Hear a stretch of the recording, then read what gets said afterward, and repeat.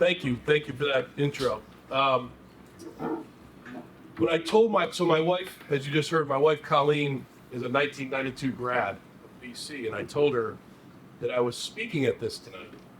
She looked at me and said, "What in the world do they have you speaking at that time?"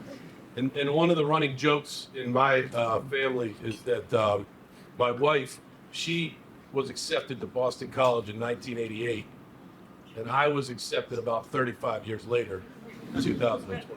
So, no, this is it's really cool to be here tonight. When I think about as I was walking over here, I thought about, well, first of all, who? Because this is a faith-based kind of conversation.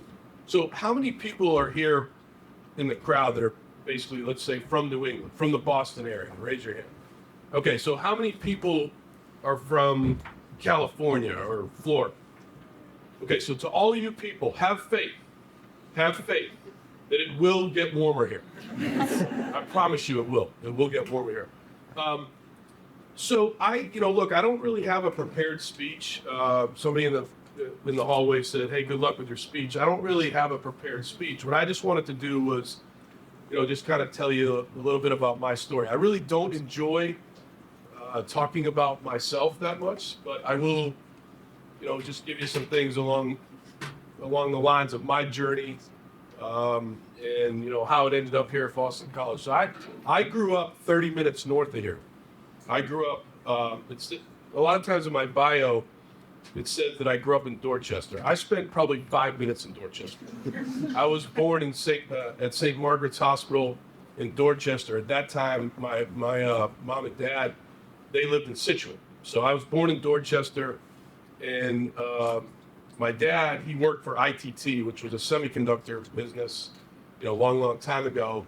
And my mom was a librarian, and I have two older brothers. And so my oldest brother is 10 years older than me, and my middle brother is 6 years older than me. And, basically, it was an Irish Catholic family. We went to church every Sunday. I would tell you that my mom pretty much went to daily mass, probably to pray for her sons, to make sure that her sons were staying out of trouble. But we went to, mass every Sunday. I wouldn't say it was a strict Catholic house, but it was very faith-based, because my parents, they raised us to, have a strong belief in family, how important it was to be, loyal to your family, to understand the history of your family. They raised us to understand the value of education, and they raised us to understand the value of hard work and what that meant in your life, and to just keep putting one foot in front of the other and working hard, because you're going to deal with adversity in life. And if you can understand the value of, your faith, the value of, your education and your family and all those things, that, look, there's going to be hard times down the road, but, these are things that were stressed by my family. And so eventually we moved from Scituate, and I basically grew up, because I was little in Scituate. I was probably 4 or 5 when we moved from Scituate. So I basically grew up in Andover. Anybody here from Andover? Nope. Okay. Oh, awesome. So I grew up in Andover, and that's where I spent most of my young life. And one of the things that happened to me along the way was, my mom and dad, as I was in public school in Andover, things were going okay, but it was kind of going in a different direction. I was playing sports. I played football, basketball, and baseball. I was on the team. I wasn't a great player, but loved all the teams, loved being on the team. And so eventually what happened was they found 2 schools. My parents found 2 schools, and one was Central Catholic. Anybody here go to Central Catholic in Lawrence, Massachusetts? No? Okay, anybody here go to St. John's Prep in Danvers, Massachusetts? So I know we have one. I know there was another guy I met from St. John's Prep. So my parents, when I was in the 8th grade, they had me apply to these 2 schools. And I got into both schools by the skin of my teeth. And they said, you know what? We're going to go to St. John's Prep. Now, St. John's Prep was about a half an hour from where I lived in Andover. But it was probably, for the first time in my young life, it was where I started to basically understand, what my parents were trying to do and what they were trying to teach me. Because that school, much like this school, was a school where, everybody was basically like-minded. We all came from, similar family backgrounds. We all, came from the North Shore of Boston or north of Boston. It was a very sports-oriented school, so, being on teams was very important. It was a great academic school, but it was very much a school where outside of your teachers and your coaches, you had people there that you could go and seek out if you needed help, if you needed advice. And one of the first people that I came into contact with at St. John's Prep was a guy named Father Tony Penna. How many people know him? Thank you. Now more hands go up. So Father Tony Penna was our high school football chaplain at St. John's Prep. In fact, when I graduated from St. John's Prep in 1988, that's when he came to Boston College right after that. So he's been at Boston College for 30 plus years. He was the football chaplain here at BC. He's now the hockey team chaplain. Just an awesome person. And I can remember certain things happened during my high school career. I had 5 best friends that were still friends together to this day. We're still best friends. And certain things happened. We had a guy who grew up in Hamilton, Massachusetts, and he had a close friend from Hamilton who unfortunately died in a drunk driving accident. And Father Tony said his funeral. And I will never, in as long as I live, I'll never forget that. I think I was probably 17, 18 years old. And I remember going to that funeral. And I remember listening to Father Tony and how Father Tony described this young guy's life and how important it was to understand that, the faith that you have when tragedy hits, when things happen in your life that are just absolutely terrible, that your faith in God is essential. And Father Tony began to teach us that. And so that was, like I said, the first person in my life that really, outside of my mom and dad, that really taught me about how important it was to have faith in God. When I graduated from St. John's Prep, I went to Brown University. The only reason I got into Brown University is basically my whole family went there. So I was a legacy at Brown. I played football at Brown. My parents had gone there. My 2 older brothers had gone there. And so it was kind of a family school for us at Brown. And I knew from a young age at Brown that I was going to get into coaching. And people always say to me, why the hell did you go to Brown to get into coaching? Well, again, it was a family school, and it was a place where I felt like this was a place that I was going to be able to excel at. It was a place that I knew I could play football there. It was a place where I knew I could, become a part of a good network of people. And so, at the end of the day, no matter what I wanted to do after college, this was a great college for me. So I went to Brown, and when I graduated from Brown, I got right into coaching. And when I got into coaching, the first thing I did was I coached at Brown for 2 years. And then I went to Georgia Tech. And I was at Georgia Tech for 9 seasons. And when I was at Georgia Tech, I met my wife. So the way that I met my wife was the guy that coached with me at Georgia Tech is now the offensive line coach of the New England Patriots, a guy named Doug Marrone. I don't know if anybody knows Doug Marrone, but he's the line coach of the New England Patriots. So anyways, we coached together at Georgia Tech. And his girlfriend at the time, who is now his wife, Helen, at the time her name was Helen Donnelly, her maiden name was Helen Donnelly. My wife and Helen, so my wife Colleen and Helen, were college roommates at Boston College. And so my wife had introduced them to each other back in the day, and then they introduced us. And so that's how I met my wife. And so we were married in 1998. And right after, I'd say 2 years after we were married, my wife, she was pregnant. And she was pregnant with our first son. And this is another kind of faith-based part of the story that's very personal to me. And sometimes I hesitate to tell this, but I think it's kind of public knowledge, so I don't mind telling it. So basically, I think it was around 2001. I should know this exact year. I know the date, but not the year. But it was 2001, and my oldest son, Jack, was born. And when Jack was born, it was probably a short time after he was born. At 6 months of age, 7 months, 8 months of age, you could tell that he wasn't developing at a normal rate. And, it was really our moms, my mom, Colleen's mom, that, they were parents. They could tell. They're like, there's something going on here. It's not great. So at that time, I had just left Georgia Tech, and I had gone to the University of Maryland to coach. I was a running back coach for the Terps. And we're at Maryland. Something's going on with my son, Jack. We take him to Johns Hopkins Children's Hospital, the wing of their hospital, the Children's Center. And basically they do a bunch of tests on him, and it comes to find out that he has something called lissencephaly. Lissencephaly, when you hear that as a parent, it's probably one of the worst things you can hear as a parent, because that means smooth brain. So a Latin term, smooth brain. He was just handed, he was dealt bad hand in life. And so my wife and I'll never forget this. And I told this story at Latare Sunday. That was a great answer, by the way, on Latare Sunday. Whoever answered that was great.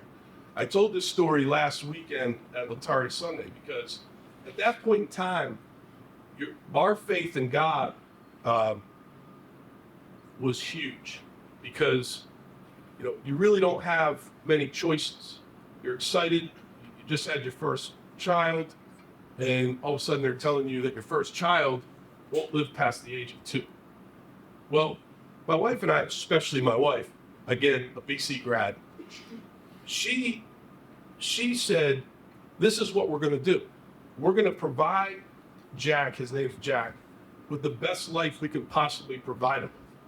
We're going to, shower him with love. We're going to give him every opportunity we can. We're going to be with him every minute of the day. And we're going to make sure, because of our faith in God, our faith in each other, that this kid has a great life. And we had a doctor.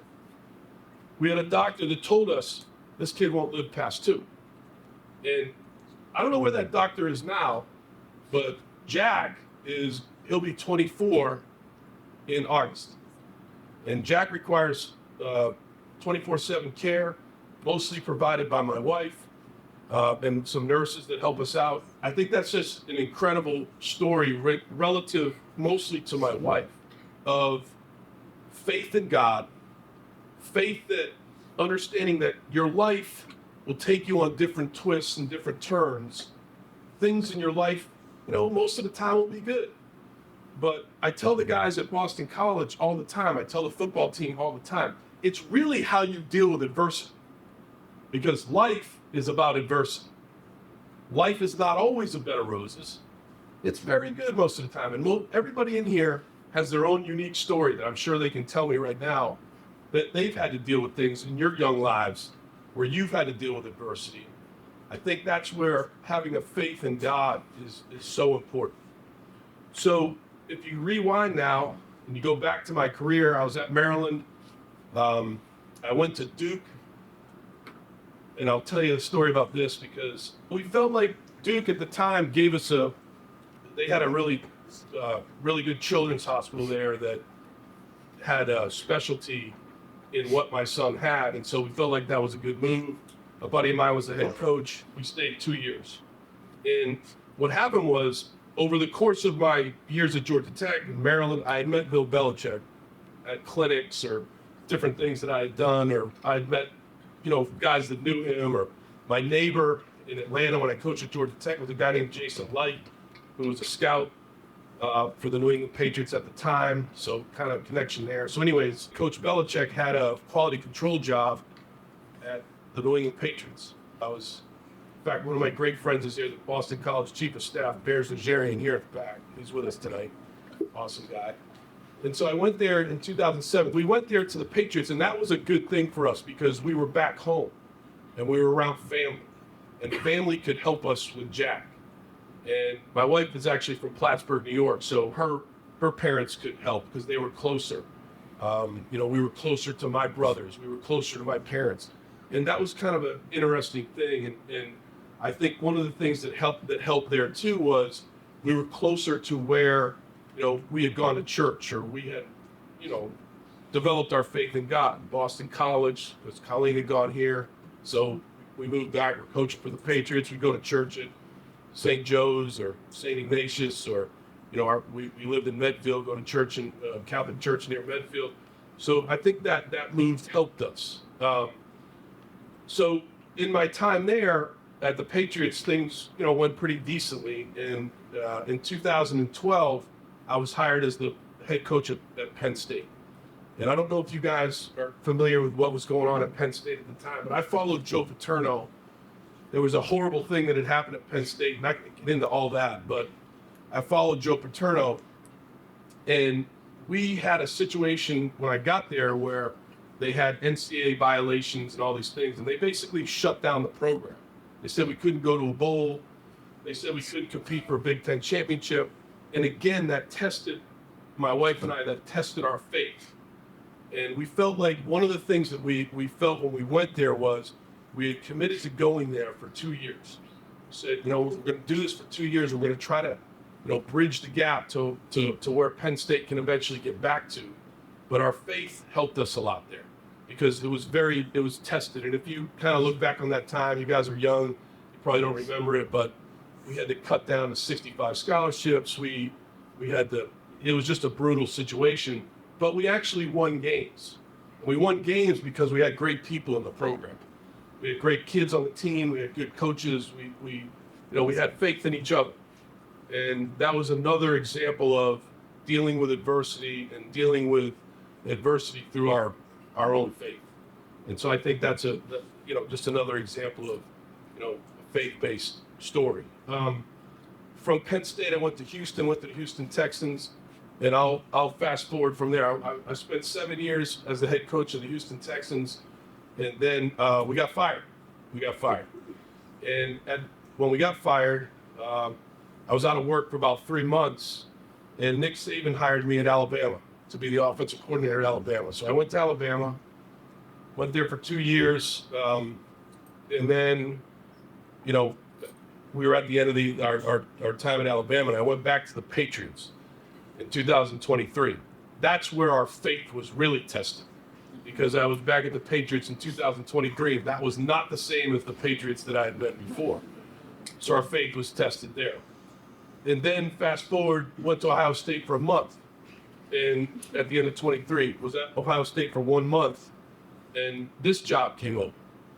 And Colleen and I talked a lot about this, and we know a lot of people that played here. We knew a lot of the history of the program and things like that. And we knew that this was a great fit for us, that this was a place where we could be around like-minded people that understood the value of an education combined with football, combined with a man and a woman for others, what the theme of BC is, doing a lot in the community, giving back to the community, getting back in touch with people like Father Tony Penna, having the opportunity to meet somebody like Father Jack Butler, who's been a great resource and mentor for me in the year and change that I've been here.